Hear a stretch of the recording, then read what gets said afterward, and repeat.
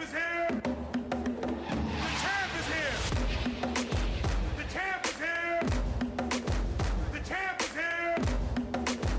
The champ is here! The champ is here! Hey everybody, and welcome to the PR podcast, giving you guys a better insight on how to master your bodies and raising your PRs in and outside the gym. My name is Joseph, and I'm here with my two amazing hosts, Annabelle. Hi. And Morgan. Hello, hello. How are we doing today, guys? Great. Fantastic. It's late. I'm tired. It is a little bit later in the day, but instead of coffee, we decided to bring, or I did, some Jameson, because this is also going to be my birthday episode. How old are you turning, man? I'm only going to be 29. Only? Only. I feel young. I feel good. And I'm younger than you guys. Age is just a number, bro. Oh, what? Oh, what? Oh, what? Can't take her anywhere. That was Annabelle. It's his birthday song. Your phone is full of those songs.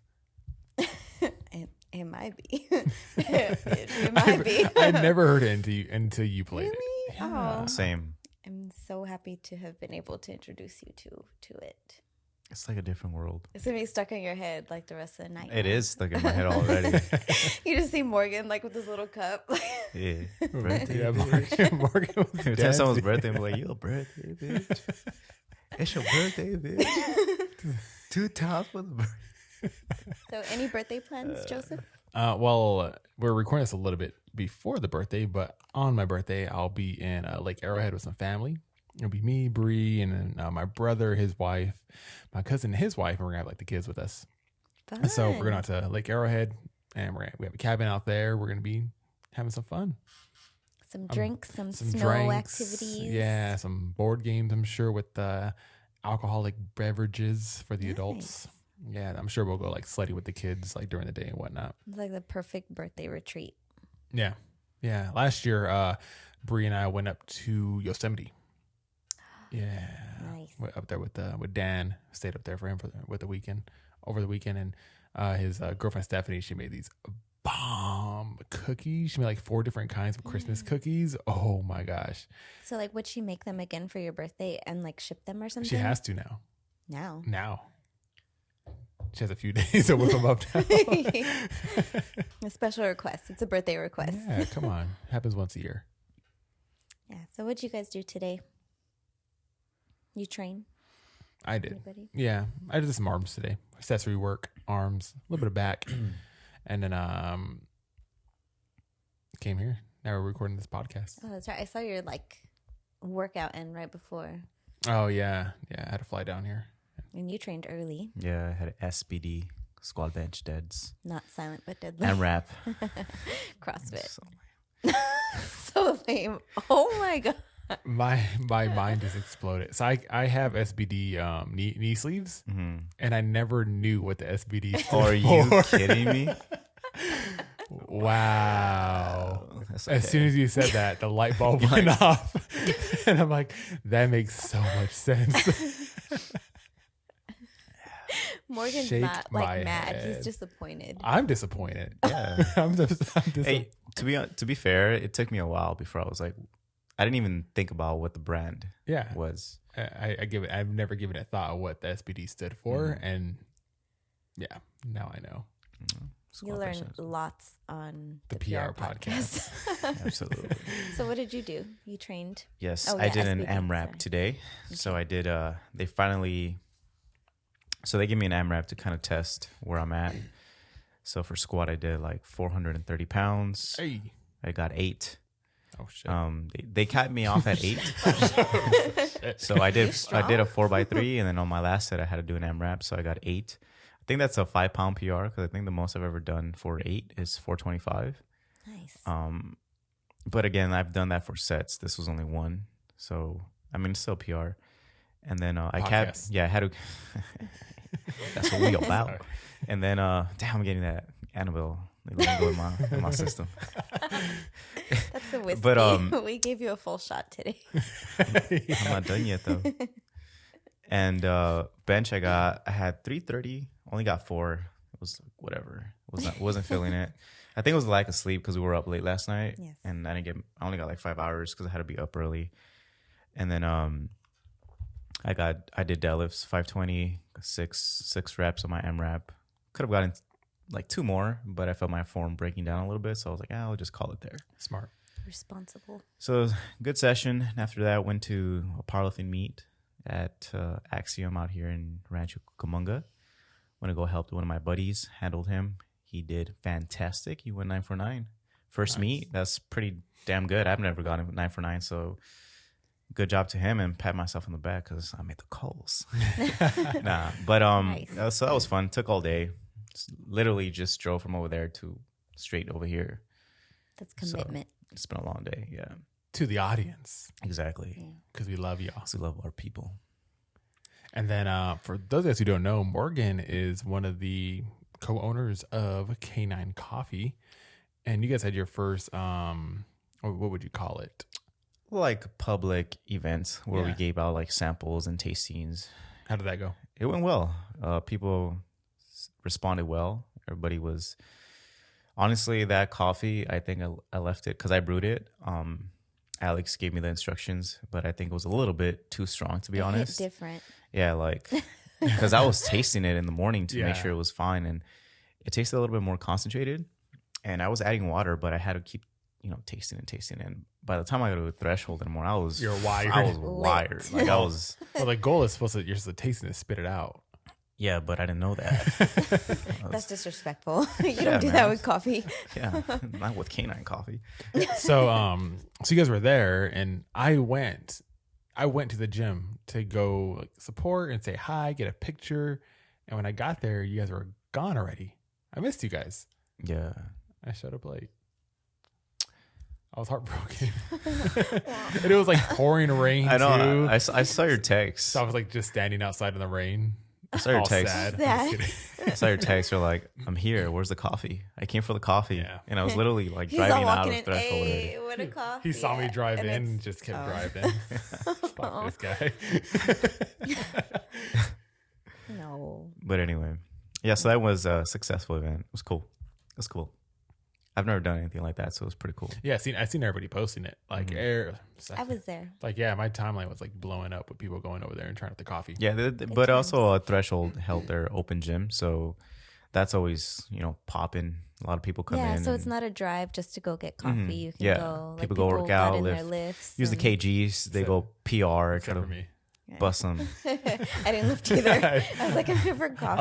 I was literally in jeans. Like I just made a stop. Yeah, Annabelle went there, and I was like, with Tim, and I was like, you guys are gonna work out, or Tim was in because jeans. Tim was in too. jeans, and I was Yeah. like, fresh haircut and everything, looking pretty. And I was That's like, dude, you gonna work out or what? Is he bald? No, no, he has a nice haircut. It's like a fade and But he was bald for a while, right? He had really really short Yeah, hair. like- or like He's almost like dirty bald. blonde too. So wow. Dirty.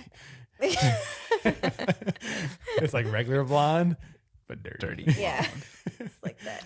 How do you get that title? Let's not ask. That's the after hour show. What about you? How's your day? Oh, it was good. I spent the day just doing Sunday things. So meal prepped. We went to a coffee shop. Well, we actually went to Augie's down the street, and it was so crowded. They did their Sunday brunch, so we left and went to what is this? Coffee Bean and Tea Leaf. So we went there, did a little bit of work, and then I had squat and deadlift, heavy squat, light deadlift today. Went home, ate again, did a little bit of research, and then came here. Is that why you were late again? Yes. Oh my gosh. You live like know what right. You live right on the You street. have to lie to me. Like, where are the I tell- cookies at? Yeah. This time, yesterday, you had a I pass. was hungry.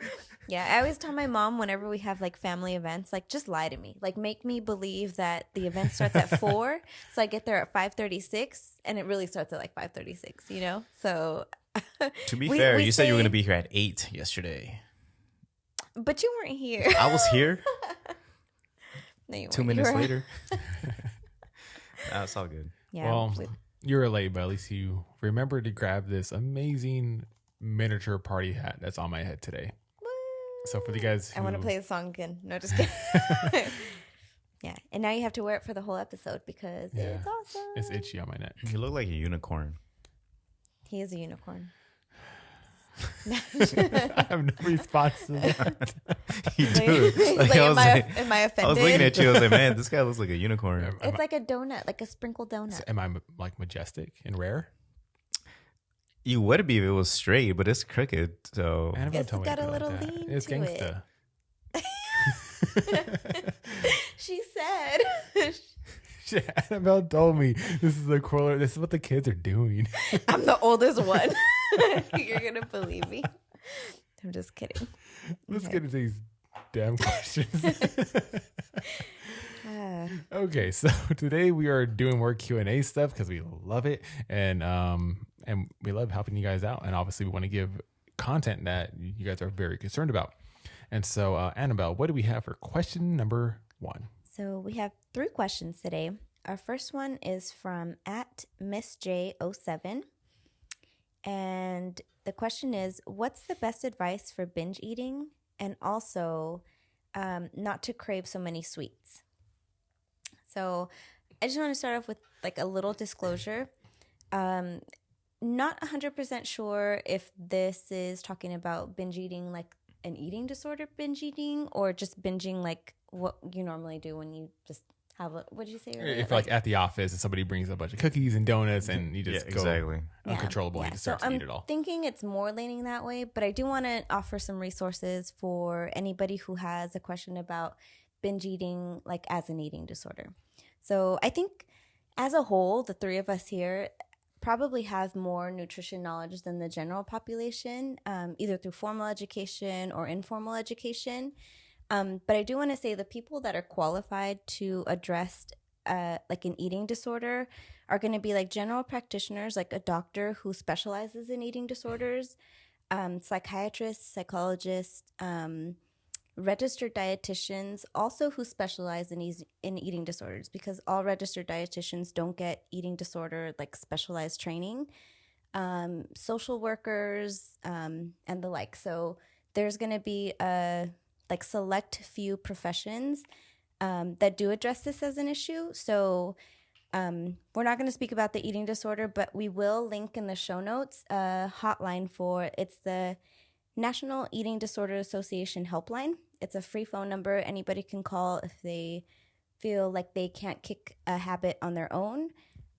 There's a reason there's this profession out there. There's thousands, if not hundreds of thousands of people who have eating disorders or similar. So reach out. We're all of us here are like growth minded. So we all advocate for self-improvement. So reach out for help if you need it.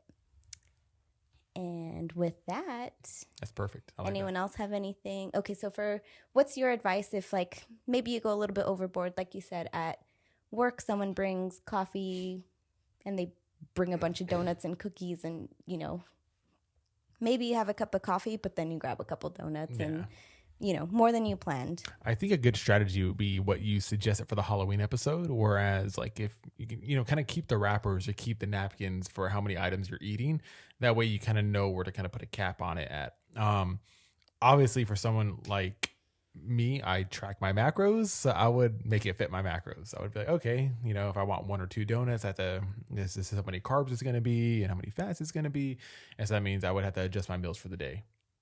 Obviously, that's just me, and I'm a little more on the rare side. I'm sure majority of people don't do that, and people are like, he's fucking weird. You're very disciplined. Yeah, compared to but that's due to years and years Yes. of you know practice.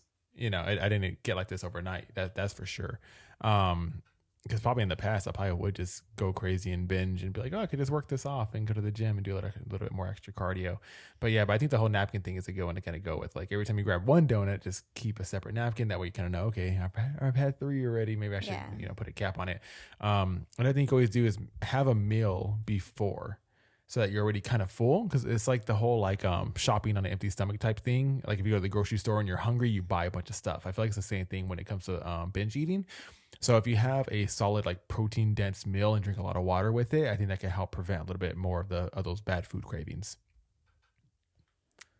What was the question again? So she's asking, what is the best advice, or what is some advice you would have to avoid binge eating, and also for not to crave so many sweets?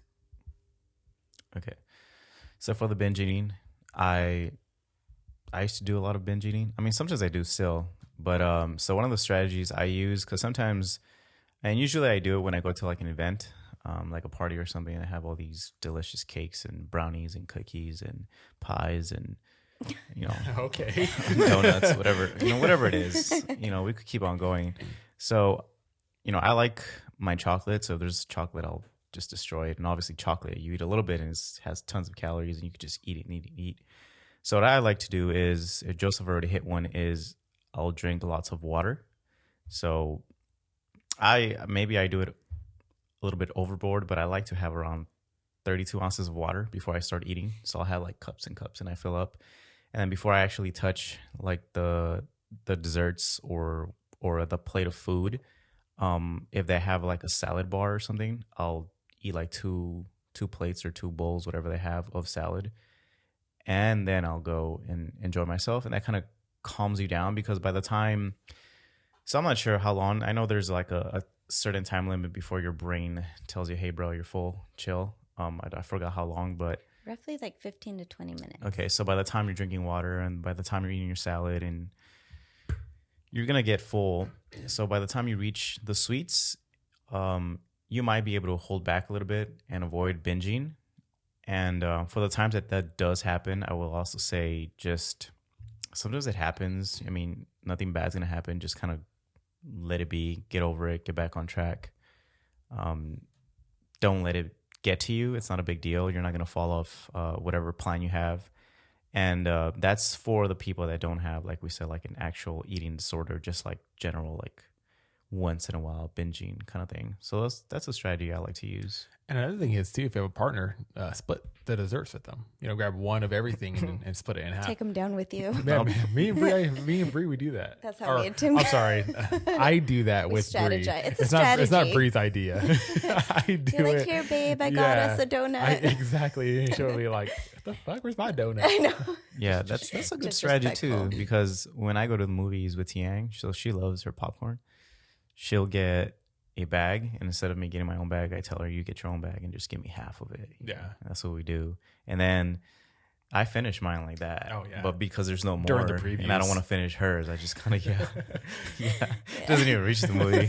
Like I stop, but right, like that's another instance. Like right there, I would not drink water because I don't want to miss the movie. I don't want to get up and go pee. Okay, so my piece of advice, so usually binge eating, the way we're talking about it, not an eating disorder, is usually you get a feeling of a loss of self-control.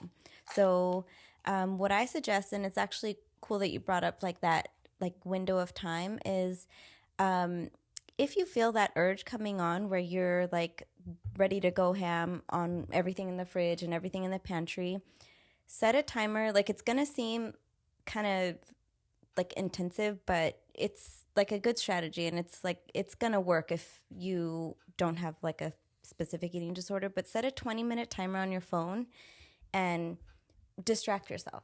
Call somebody, go for a walk, grab a glass of water, just distract yourself doing something else for 20 minutes. If you still have that urge to snack on something or munch on something, go for it. But at least you gave yourself 20 minutes worth of time to be mindful about what you're going to do. And then, like you said, or like we said, it's a special occasion. We all have these disciplines and we all have this restriction sometime during the year where we're like monitoring our calories or monitoring our diet, where it's okay to veer a little bit. So special occasions, different stressors, different, your schedule might trip you up a little bit. So don't beat yourself up. Just how we said for Halloween, enjoy it and appreciate it for what it's worth. And then just get right back on track. You can't do that much damage in one meal. I mean, just how we said, like a full day of eating of Thanksgiving food, you can't do that much damage in one day. You just have to be mindful of it and get right back on track the next day. Yeah, and if you're more of a daily snacker too, I think a good rule of thumb is to look up healthier healthier recipes for the foods that you crave. Kind of like how Annabelle, for our previous episode, she brought homemade cookies, and the macros on them were phenomenal. They tasted great, and I'm a huge cookie guy. Like, I'm not big on sweets, but cookies are what I enjoy, and they were great. The macros were super low, so even if I did binge on those, it wouldn't be so damaging to my my daily caloric intake. So that's a They get good a lot of strategy too. potassium. They had pumpkin. I'll no more cramps. Exactly. Health. Also, another thing.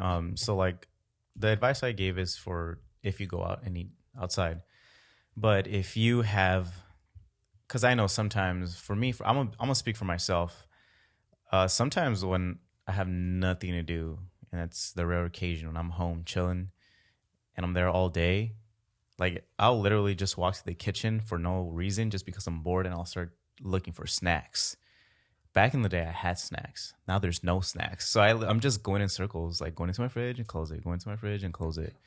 And another thing I do, so like I like sweets, but what I like to do is I like getting frozen strawberries, blueberries, raspberries, and I'm a big I post all the time. I do the blueberries a lot. Oh, same. and I love, but I like the frozen ones because I like to put it with my Greek yogurt because I don't know what it does. It's called science. It's like an but ice cream. You put it in the Greek yogurt and it changes the texture of the yogurt. It like freezes it, like Yeah. kind of around And it. I just leave it there for like 10 minutes. So Oh, like, you patient. oh yeah, I leave it there for 10 minutes. Same. As I'm preparing everything else. I put in the oatmeal, put in the chocolate, a little bit of chocolate, He was finessing it. Yeah, and You should see his hands. Everybody not. I let it sit for a bit, watching. and that kind of that hits my cravings for sugar. I mean, for sweets, it tastes so good. It tastes like ice cream, like if you're going to like froyo or something. Yeah. So that's a good strategy as sorry. well. Yeah, that was the second part. So how do you avoid overeating sweets or craving sweets? So like one thing I do is usually when you're over craving some kind of food, it's because you're restricting it. So I make sure, because I have a sweet tooth, and I know I get that from my dad. Like he's always like after a good meal, you always get like a pan dulce or like something sweet. Like I always crave something. Conchita. Yes, yeah, conchita, exactly. Cuernito. So the way I avoid craving sweets is not restricting it. So I allow sweets. I don't cut out fruit. I don't cut out, if I want a cookie, I track my macros. I track my food intake normally most of the year. So I fit that in my macros, or like and even if it doesn't fit in my macros, I'm like at my macros for the day or whatever. I have that cookie and I enjoy it. Like no big deal. Borrow macros from the next day, So I think in order to avoid like craving, just allow it into your diet a little bit more. And that's going to take time and practice and application over months and even years, but not restricting is going to help you enjoy that. I love it. Next question. So I hope I'm not going to mess this. Oh, sorry. Yeah, I was just gonna say, but you got to be disciplined and eliminate the temptations. You do. That was, let's highlight that, because if you have control over what's in your refrigerator and your pantry, like I know it was harder when I lived with my parents because it was everybody's food, but if you're at home, and so make getting ice cream like an ordeal. Like don't make it easy by having it in your fridge if ice cream is like your thing. If you're going to get ice cream, like go out, pay the extra cost, enjoy it that one time, and that's it. If the temptation is in your fridge and it's there every time you're opening up to get your frozen veggies or whatever, then it's going to be a little bit tougher. So help yourself out. Do yourself that favor. Yeah, eliminate the snacks, or only have like snacks that maybe you like, plain rice cakes. How many people are going to overdo plain rice cakes? Well, even on the plain, I do the plain rice cakes a lot, but I'll add like the sugar-free jelly. Then I'll use like the PB2 dehydrated peanut butter, where it's real peanuts. They just pull the fat out, and I'll make like a peanut butter and jelly rice cake, and it tastes like a diet peanut butter and jelly sandwich. But yeah, I mean, it's good enough for me. Use your imagination. Yeah, it's good enough for me. It gets the job done. Okay, so I hope I don't mess this up, but Ophirian physique. at Ophirian Physique asks, how often do you take your sets to failure versus leaving some in the tank?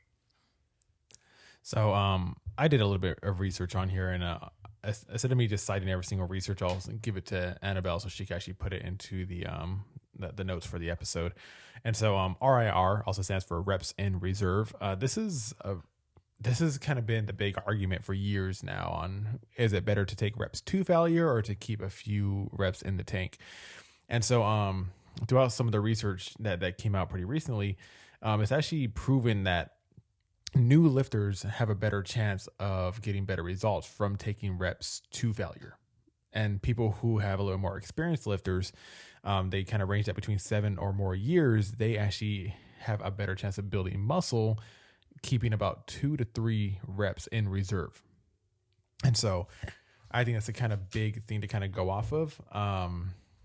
And they said to kind of avoid pump sets of 20 or more reps, especially if you're not seriously taking those sets to failure. And I'll be one to speak on that myself. Sometimes I will do those higher rep sets and I'll just stop because I'm bored. Like I'll kind of feel the burn in the muscle and I'm just kind of like, I'm just bored. I kind of get tired. I just kind of like, I'll just stop, even though I know I have more in the tank. And so if you do more of those pump sets, they do recommend to actually take those sets to failure. And so they kind of set it the way the reps are on like an S curve. So I kind of like drew a little chart here so you can see the little S curve like chart. Post. Yeah. And so the way it works is, so if having 4 reps in the tank compared to 5 reps in the tank, it could be a pretty significant difference on muscle hypertrophy. Having 3 reps in the tank compared to 4 reps in the tank is still a good difference. Having 2 reps in the tank compared to 3 reps in the tank could kind of be a little bit lower, not as much difference. And having 1 rep in the tank compared to 2 reps in the tank could almost be little to no difference. And so it's kind of rule of thumb to kind of always kind of keep that 2 to 3 reps in the tank if you are a little bit more on the experienced lifter side. And this will go kind of back into our previous episode of how many pounds of muscle you're putting on per year. Obviously, if you're putting on, in between 2 to 5 pounds, you're a little bit more of an experienced lifter. New lifters, the way they did this study was less than 7 years. Then you might benefit more from taking those sets to failure. For people who are more experienced, though, we benefit more from drop sets. And so that's kind of a rule of thumb as well. So if you are doing, let's say, bench press for 10 reps, and 10 reps is your kind of like your max PR for that, then you can always drop the weight down and then continue that set with more reps, just with a lighter load, so that you're taking it. You want to really stress the muscle out and take that workout to a little bit more towards failure, while keeping those 2 to 3 reps in the tank. That's kind of ensuring you get some quality volume, like correct. Your form Yeah. isn't breaking down. Yeah, because a lot of time you're not even stressing the muscle out. The muscle's tired because it's heavy weight, but you still have some left in the tank by doing that drop set.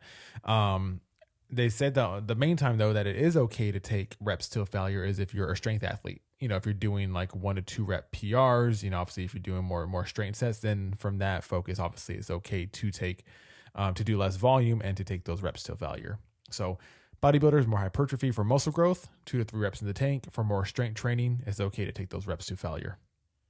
Cool. So like, I think traditionally training programs that I've followed, you don't kind of max out until like about the end of like a phase or a cycle, like 5 to 6 weeks, sometimes upwards of 8 weeks. So that's when you'll test it, like your 1 rep max. But I've been lifting for years, and my motto is kind of the same thing, like as it is with nutrition, like with my training, it's everything in moderation, including moderation. Mm-hmm. So sometimes you need to like max out to fail. Like you need, like, especially if you're an experienced lifter, you're striving to achieve that. Like one day you're going to need to know how to bail on a squat, or you're going to need to, and bail safely, or bail, or lift without a spotter on a bench press, or, deadlift is probably the safest. So it's my favorite, but, getting I think more often than not, I'm still like around that saving like 2 reps in the tank. That's like in your mind, I can do 2 more reps, but I'm not going to because I know my form might break down or I'm not, Yes, I'm glad you brought that up because this study is actually based on like day-to-day training. So this is more for someone who's training daily. They don't want to take it to failure every single day. But just like you said, if you want to take a rep to failure to hit a PR, like obviously like once or twice a month, then more power to you. Just don't make it a daily thing, because then you won't see so much results. Yeah. And like I imagine this like to be a time where like a group of your friends or like one of your friends or something like invites you to like a gym out of town or like a cool, somewhere where you're going to go like cuz a lot of like the beast mode like you're going to throw up after your workout, barely able to walk out. Like you don't want to do that every day cuz you're not going to be able to go back in the gym the next day and frequency is one of the biggest components of like an effective training program. So you don't want to mess that up by going like ham every single day. You don't want to like mess with your recovery. Like if you're in the gym and you go beast mode and like you go home and you're repairing more than like recovering to build muscle, then you're kind of defeating the purpose of going to the gym to improve your muscle hypertrophy or performance. So yeah. Anything you'd like to add, Morgan? Yeah. I'm excited for this. So I personally don't think taking it, okay, first of all, it depends. You guys didn't touch on this. It depends on what exercise you're doing. If you're doing squats, bench, or deadlifts, no, you don't want to be taking it to failure every time, especially even like once a month. I would not recommend. If you're doing biceps or a smaller muscle like biceps or shoulders or calves, then you could probably take that to failure more often because they're smaller muscles and they're probably going to be easier to recover. And it's probably not going to affect your next workout. As opposed to if you're taking squats to failure, your next workout, you're probably not going to be able to perform as well. So that's one thing I want to talk about. A strategy I would suggest for those that want to take it to failure is, say, if you're working out, you should have some type of program or some type of plan of what your training looks like.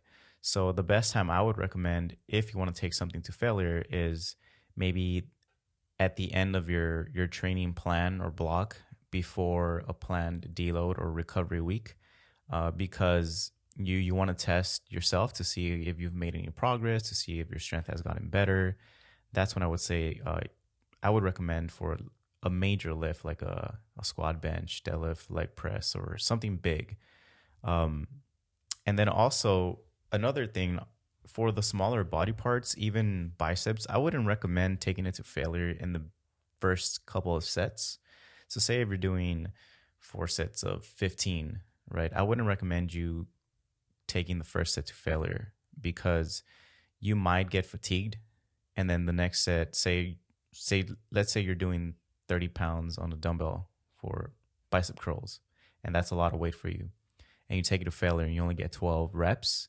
Then the next set, you probably only get 9 reps because you're already fatigued and tired. And then the next set, you only get 3, right? So if you are smarter and you keep 2 reps in reserve, you could probably get 3 sets of 10 instead of 12 and 9 and 6. Mm-hmm. So you're getting more total volume overall, which in the long run is going to make you progress better. So there's a time and place for taking sets to failure. Another thing. So can I ask one more thing too? So when we say like taking reps to failure, there's mechanical failure, like where your form starts to break down, compared to like actual failure where you can't move the weight anymore. Like, is there one or the other that you guys are more referring to? When I'm talking about reps to failure, I'm talking about like form breakdown. For me personally, I know there's both, so I guess we could specify which one, but yeah, well, these studies are based on like true muscle failure. So even with a spotter, like, or even on a machine where you can still keep proper technique. Okay. Yeah. Okay. Yeah, I would say, yeah, exactly. That's what I was referring to, just failure, like because Yeah, just failure overall. So you can't do no more reps. Like that's it. That's what I consider failure. Form breakdown. I don't think that's failure. If you could get a couple more in, like it's gonna happen. Yeah. Especially when you're pushing yourself, there's gonna be form breakdown. You can't get around that. There was another thing I wanted to say. Well, you think about that. One thing I do want to add real fast is that I don't want people to mistake leaving reps in reserve for also not going hard in the gym. Like I don't want them to think purposely like, oh, I got to leave 2 in the tank now, and you don't work as hard. Like there's literally no program or no way to exercise that can beat hard work. So make sure you're actually, if you're going to leave 2 in the tank, make sure you are leaving 2 in the tank and not reality 4 or 5. I'm glad you brought there you go. I'm glad you brought that up because you said like newbies, they're able to go to failure a little bit more and they might benefit.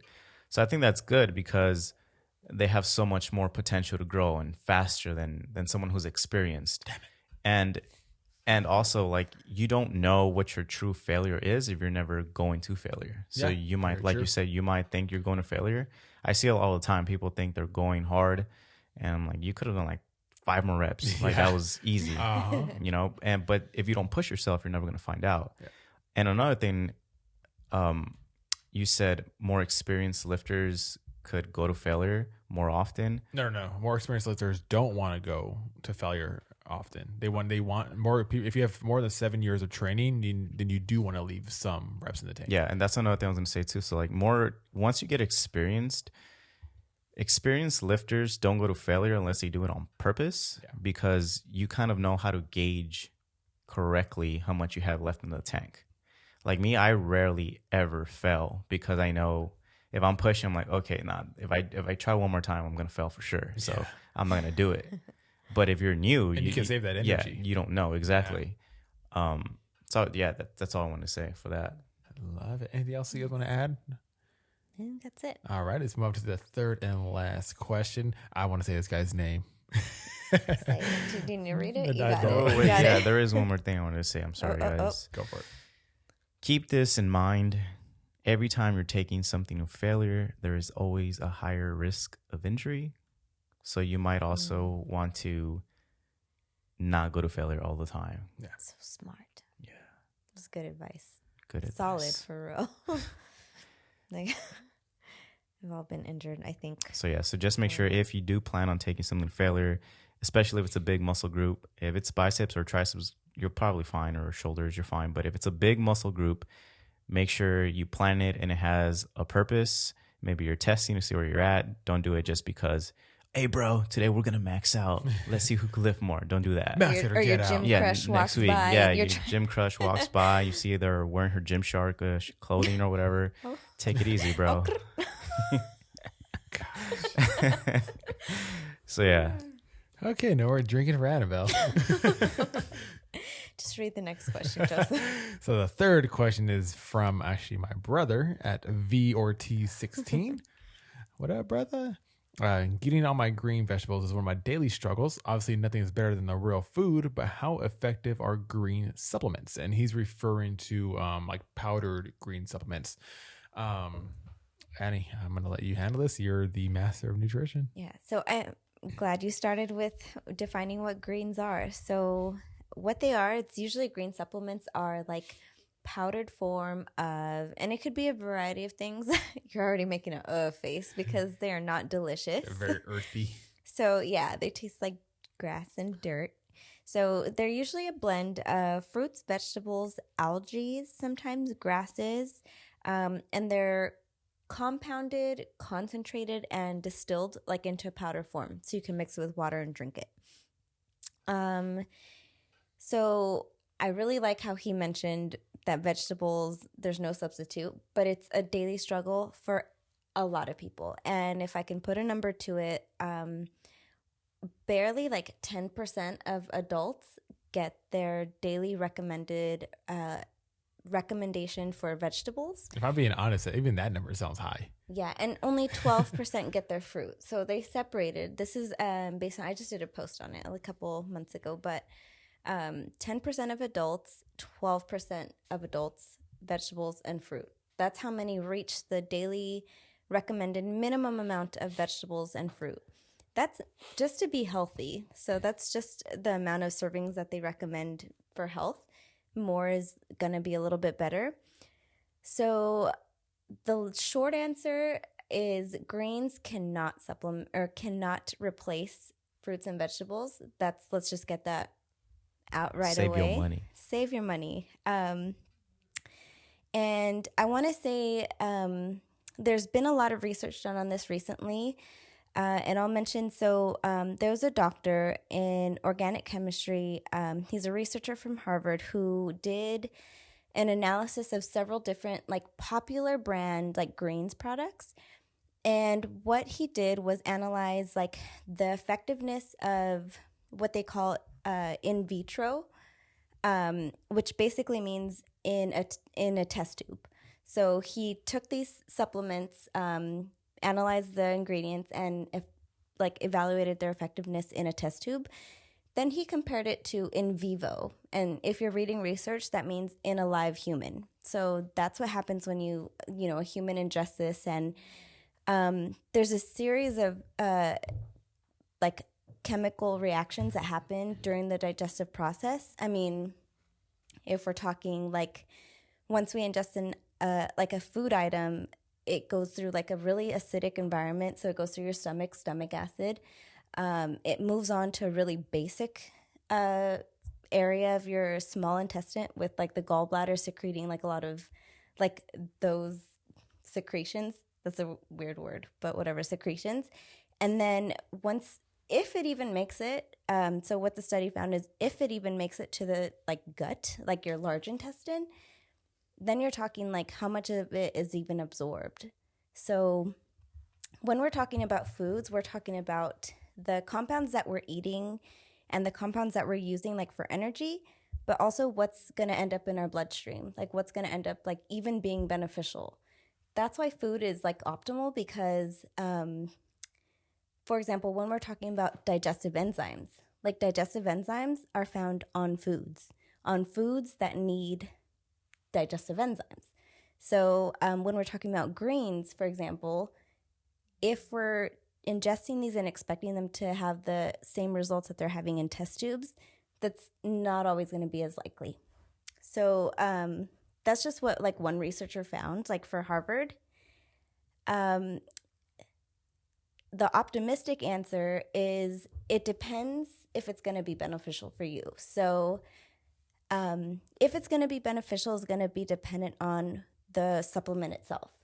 So first things first is supplements are not regulated by anybody. So any company can create a supplement and market the hell out of it to make you believe like, oh shoot, like this is the unicorn of supplements. I'm shouting out the Wait till you guys see our pre-workout coming out soon.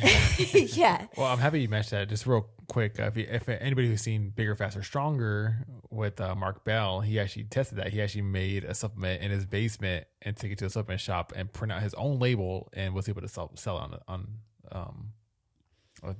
Yeah, and that's shelf. not to say that supplements are not useful. They're beneficial, and thankfully, there's a lot of third-party like researchers and testers who do test supplements. And I mean, and we can go on about like the effect of supplements, but we're talking specifically about greens. So, if you are going to take a greens product, it will probably be a little bit beneficial if you're one of the 90% of people, which is almost all of us, that don't get your daily recommended amount of vegetables or fruit. This is going to be especially important for people who are in a severe calorie deficit where they're cutting so much food that they're not allowing for enough like vegetables and fruit. So enough of those which you would think like if you're in a severe calorie deficit, you're eating a lot of vegetables because you want that volume, but sometimes that's not ideal. Sometimes you want like more protein or you want more, some other types of foods. And also if you're traveling. So the times that I have used like a greens product or a greens like supplement is when I'm traveling and I can't pack like a ton of vegetables where I can, have them readily available and refrigerated and safe for my consumption. Like I'll do a greens powder knowing that I may only absorb like a percentage of that, but I'm like YOLO, like a little bit, if that's going to do a placebo effect ordeal in my mind and that could benefit me that way, then fine. So if you're going to look for a greens product, you want to evaluate the ingredients list. You want to see if the ingredients are effective. You don't want to see anything on a label that says proprietary blend. You want to see every ingredient broken down. Ideally, if they have every ingredient broken down, it's just like, even though supplements aren't regulated, they still have to list their ingredients by weight. So on a regular nutrition label, the ingredient that's listed first is the ingredient that's the heaviest. Like that's the most per volume of like a serving. And you also don't want to find a product that's going to have like a shit ton of like ingredients, because although that might seem like super impressive, it's likely that a lot of those ingredients on that list are not even going to be effective doses. So the challenging part is like on the consumer. The responsibility is on you. You have to look up each ingredient, how much of that ingredient is in that product per serving, and is it even going to be an effective dose like for that? So like just for example, some of the popular brands, like they have vitamin C, but it doesn't even have as much vitamin C as like half of an orange. Like eat a half of an orange, like if you want vitamin C. Yeah, I think anything you guys want to add? Yeah, well, I just want to add my own personal experience. So, I do take a green supplement, but I do not take it rarely. And when I do take it, I tend to post it on social media. But whenever I do my prep competitions, not only because just like you said, I'm at such a deep caloric deficit that not only do I bring in greens daily, but I also add on top of that a green supplement. Just like you said, even if it's a small percentage, I'll take that over nothing. And also, when I was in Guatemala, when I flew out there, I took a bunch of packets of green supplements for the same exact reason. And another thing is, anytime a green supplement says 1 to 2 scoops, take those 2 scoops, because it's probably for the same thing you just said, that it probably is underdosed if it's just 1 scoop. And so when I do buy my green supplement, I don't want to do any type of product placement. The one I do take is certified third-party tested. It's 100% organic ingredients, and it does label, just like you said, it's not a proprietary blend. It actually labels every single ingredient individually. And I'll buy this container of 60 servings, and it'll last me almost 4 to 5 months, just because I am very, very good with getting my green vegetables in daily. But those days I do forget, or the days I just like I need more, or if I did have like a higher calorie day, obviously I want to get more, a little more of the greens in, then I'll add the green supplement in during the day. Yeah. But it's not something that I recommend for anybody to survive off of. Okay, and I don't mind, like if you don't mind, you can share the brand that you use, because so for example, the brand that I've used is Organifi, their green juice. Mm-hmm. And they're also third-party tested, and like, I mean, it's expensive. It's like dumb expensive. But if people are interested in buying a green supplement. Yeah. So Allmax Nutrition, they have a sister company called Novaform, which is like their organic line of supplements. Uh-huh. And then their product is Cyto Greens. And I've posted it plenty of times on my social media, like on my story and stuff, whenever I do take it. Okay. And if anybody's interested in buying like a green supplement and you're not too sure, or you need help evaluating the ingredients, I use a website, and I know I think you guys have both used it, is examine.com. Yeah. So their website, you can look up each of the ingredients. You can't look up a product. So you'd have to look up each ingredient individually, and you'll see studies and research. And basically it'll tell you, if you're taking a supplement that has this ingredient, what's the minimum effective dose that's shown in all of research done on humans, not just, in vitro, like in test tubes. What's the minimum effective dose for this ingredient? So then you can evaluate, like, okay, this product's legit, or this product is going to be like a nasty tasting green, like water that's going to not do anything for my health. Yeah, they're very earthy. So usually when I do take it, I'll have like a chaser, like some BCAAs or something like that, or like a protein drink, and I'll chase it with something really quick. Yeah. Have you used a greens juice or anything? No. Absolutely not. Yeah. And you do a pretty good job of getting your veggies or fruit. Yeah. I see you eat. I think it's pretty easy. Like, I'll either put them in my eggs, I'll mix them with like broccoli, or throw spinach or green beans, or I get the bags, the frozen bags. Those are easy. Like, I don't like to cook. So that's perfect. It's cheap. They're better than powdered greens. Yeah. So that's what I do. Yeah. So, I mean, just like your brother said, veggies are your priority. So, if you're spending more money on supplements than you are on vegetables, like per week or every other week, however often you grocery shop, you're doing it wrong. You're You gotta doing it flip that. backwards. Like, Yeah. your priority is still food, like eating, and you get that volume too. Like, so when you're eating like green vegetables or, dark leafy greens or fruit even, I know a lot of people kind of stray away from fruit, especially if they're watching their calories or their sugar intake. But if you're going to be comparing like a piece of fruit to like a cookie or dessert or something, like eat the fruit. Like nobody ever got fat eating too many blueberries or too many strawberries, like is health. It's a lot of fiber. I'll be You're more going to than get a happy lot to of test that, vitamins. though. yeah. Blueberries, you're going to turn blue. That's funny you mentioned that because every time I was talking about the yogurt, every time I eat that, I feel so full after. Like I feel stuffed. Yeah. Yeah. That yogurt is dense, and you get the fiber from the blueberries. Yeah, I add it to my protein pancakes of the blueberries. Anyway, any last thoughts? Anything else? No, I feel like we hit the nail on the head for all this. I love it. It was such a good episode. We love the Q&A, so make sure you guys keep sending in these questions. And not only that, I like that these questions were so detailed as well. So the more detailed you guys can get, the more we can answer these questions with better accuracy as well. So, Want me to close it out? yeah, let's do it. Sweet. Yeah, so make sure you guys continue to share this podcast on your guys' story and share it with your friends and family. If you guys can, please do us a favor, go on iTunes and leave us a 5-star review and leave us an awesome rating as well. Or I said that backwards. There's a 5-star rating and leave us leave us an awesome review. And make sure you guys give us a follow on Instagram. The podcast is pr.podcast. My Instagram is fit_fluential. Annie's is evolve.annabelle. And Morgan's is morgan.aquino. Yeah. Ooh, I'm getting better. When time for the birthday bit. Oh, yeah. And I'm happily accepting different types of coffee for my birthday, so feel free. But yeah, so do all those things, and we greatly appreciate it. And we'll see you guys next time. Bye. Peace.